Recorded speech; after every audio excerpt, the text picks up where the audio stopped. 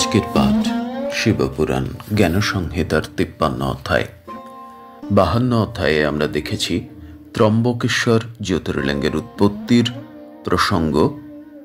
তারপরে একটু কাহিনী অন্যদিকে গেছে, কাহিনী একটু ভিন্ন মাত্রা পেয়েছে। সেখানে গৌতম ঋষির প্রসঙ্গ এসেছে। অন্যান্য ঋষিপত্নীরা গৌতম ঋষির যিনি পত্নী অহল্যা, তার বিরুদ্ধে অকারণে নিন্দা করছে। সেই অনুসারে একটা জটিলতা তৈরি হচ্ছে। এরকম একটি জায়গায় এসে আমরা 52 অধ্যায় শেষ করেছি।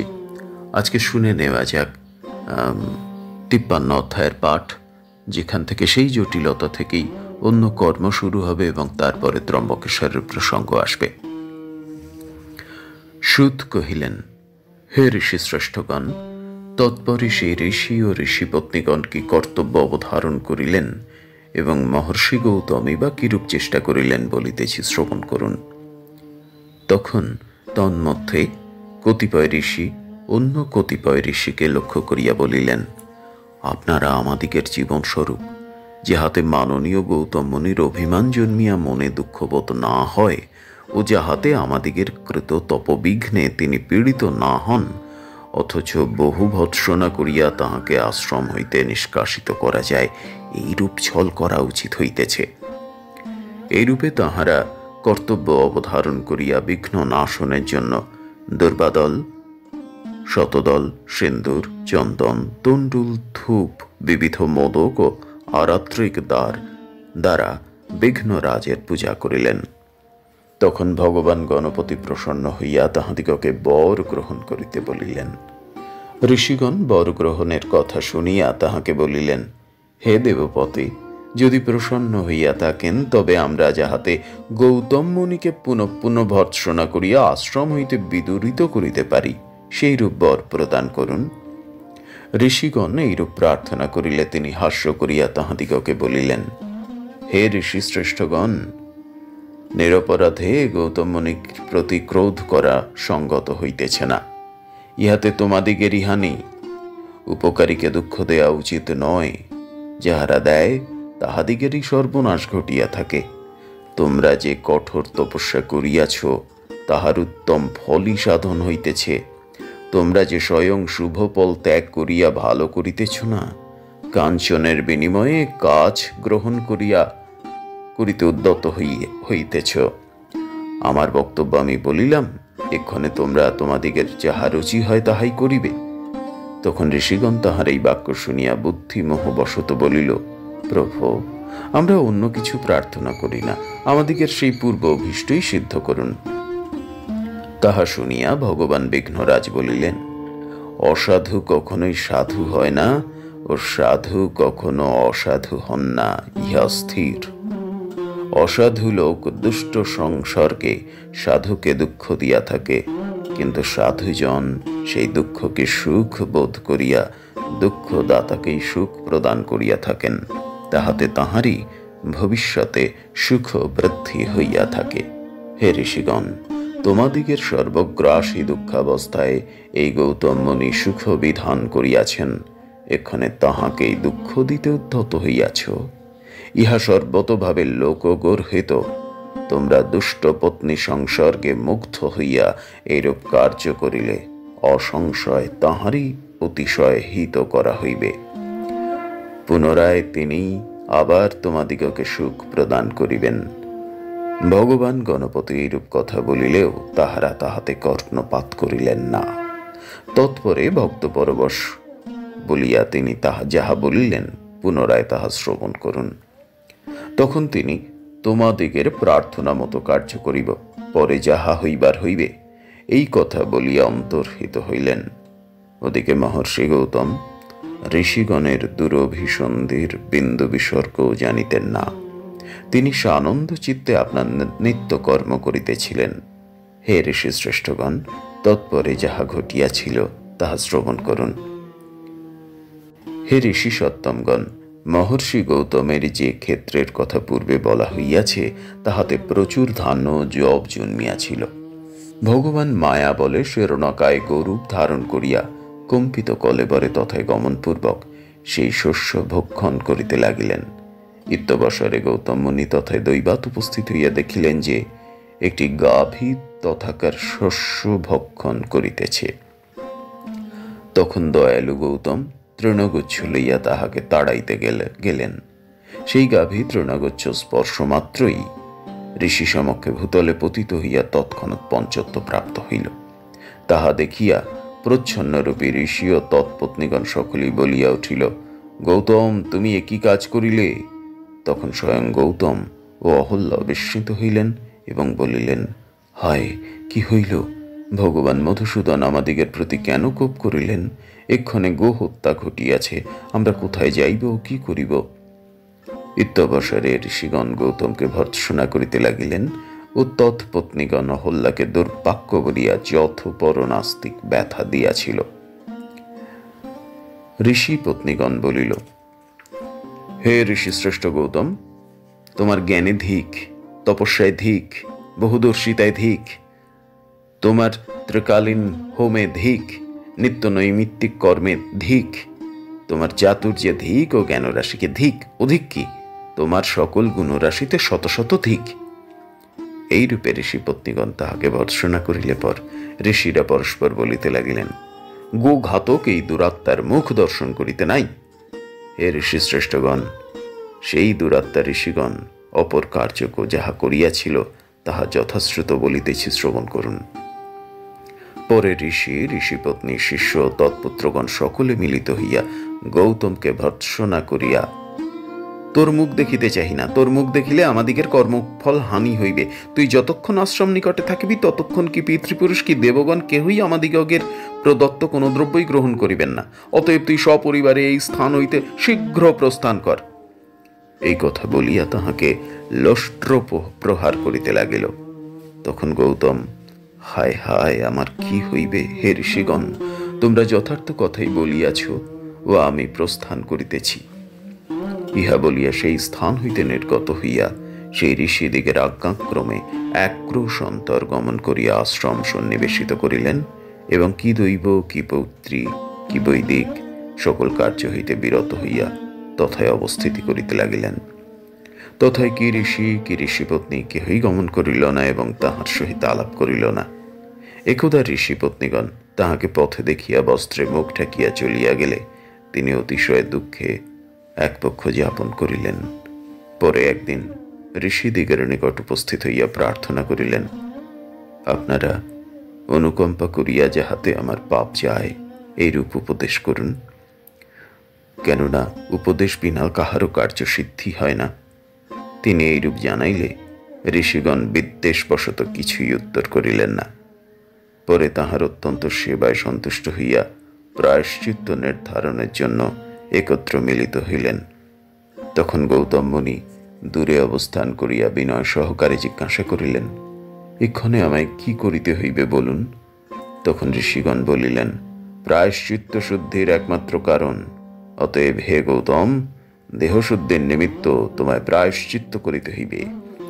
প্রথমে সমগ্র পৃথিবী প্রদক্ষিণ করিয়া সকৃত পাপ বর্জন করো, তৎপরে এই স্থানে প্রত্যাবৃত হইয়া 1 মাসকাল ব্রত অবলম্বন পূর্বক থাকিয়া এই ব্রহ্মগিরি 100 বার প্রদক্ষিণ করিলে তোমার দেহ শুদ্ধি হইবে। তখন গঙ্গা আনয়ন পূর্বক তাহাতে স্নান ও কোটি পার্থিব শিবলিঙ্গ পূজা করিলে বিশুদ্ধি লাভ করিবে। কিন্তু ইহার প্রথমে 11 বার ব্রহ্মগিরি প্রদক্ষিণ করিয়া 100 কলসে স্নান করিতে হইবে।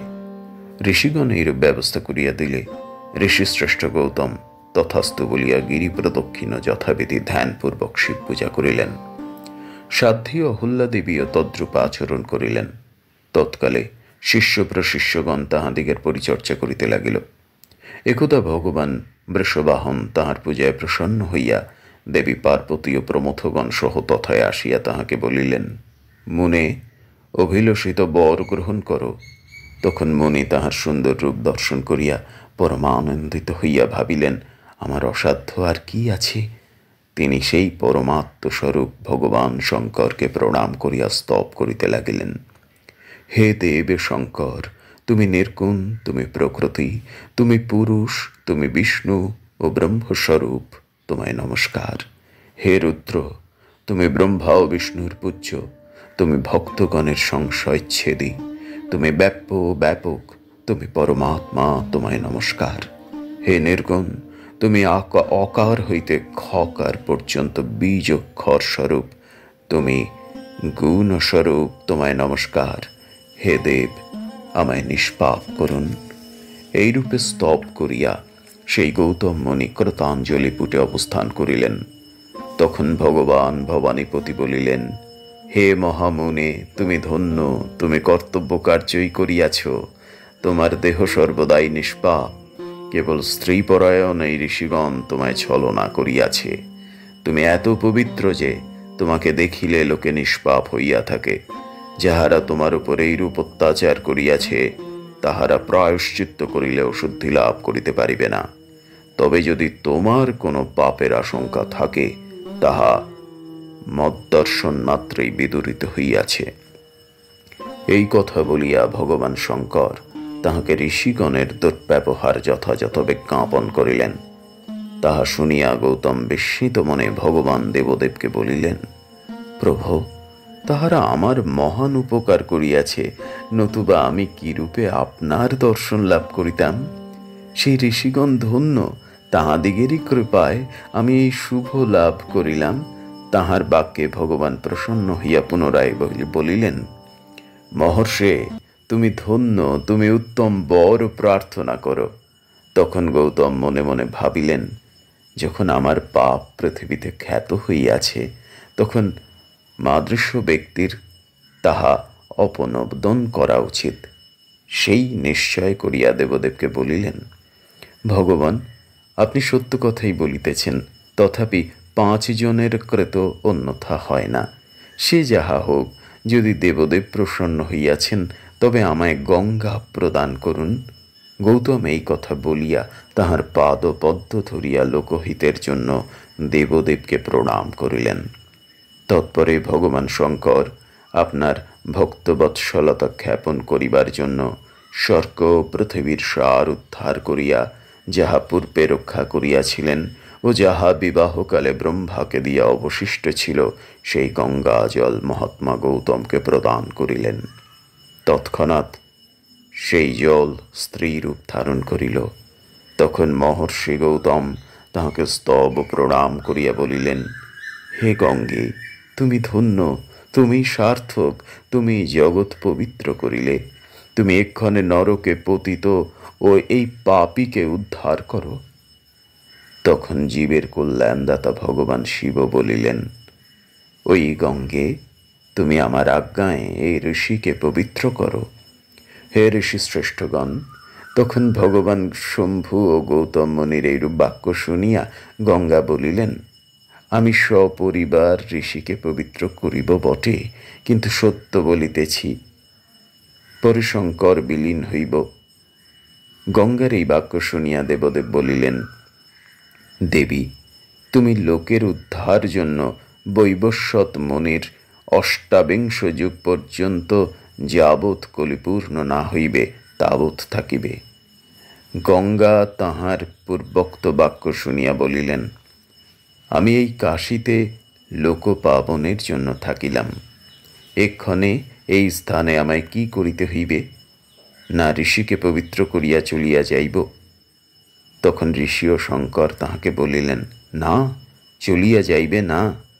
তখন গঙ্গা কিঞ্চিৎকাল বিরত হইয়া বিবেচনাপূর্বক বলিলেন, হে মুনীশ্বর, যদি সকল তীর্থ অপেক্ষা আমার মাহাত্ম্য অধিক হয় ও আমার সমীপে ভগবান শঙ্কর গিরিজা ও প্রমথগণের সহিত অবস্থান করেন, তাহা হইলে আমি এই স্থানে থাকিতে পারি। কিন্তু আমি এই ছলকারী ঋষিগণকে পবিত্র করিতে সমর্থ হইব না এবং তাহাদিগের মুখ দেখিব না। শঙ্কর তাহার এই বাক্য শুনিয়া বলিলেন, দেবী, তুমিই ধন্য। যদিও আমি তোমা ভিন্ন নহি, তথাপি এখানে অবস্থান করিব। তুমি এই স্থানে অবস্থান করো। এই কথা বলিলে গঙ্গা তথাস্তু বলিয়া স্বীকার করিলেন। 53 অধ্যায় সমাপ্ত। ওম নমঃ শিবায়, ওম নমঃ শিবায়, ওম নমঃ শিবায়। এই অধ্যায় দীর্ঘ অধ্যায়, কিন্তু অতি আশ্চর্য। এবং আমরা দেখলাম যে কিভাবে সাধারণ মানুষের মতো ঋষিরা, আসলে ঋষিরাও তো সাধারণই মানুষ, যতক্ষণ না সাধনে পূর্ণতা প্রাপ্ত হচ্ছে ততক্ষণ মানুষের মনে যে কপটতা, ছলনা, প্রতারণা থাকে সেগুলোর বৈশিষ্ট্য এখানে প্রকাশিত হয়েছে। কিন্তু যেটা দেখার সেটা হচ্ছে গৌতম মুনি সেই প্রবল তপস্যায় স্বয়ং মহাদেব এলেন গঙ্গাকে সাথে নিয়ে এবং সেখানে থাকার সম্মতি প্রদান করলেন। আমরা পরবর্তী অধ্যায়ে অর্থাৎ ৫৪ অধ্যায়ে ত্রম্বকেশ্বর উপাখ্যান নিশ্চয়ই পাব। ত্রম্বকেশ্বর উপাখ্যান বলার জন্য বেশ কিছু পরিচ্ছেদে কাহিনী এখানে দীর্ঘভাবে বর্ণিত হয়েছে।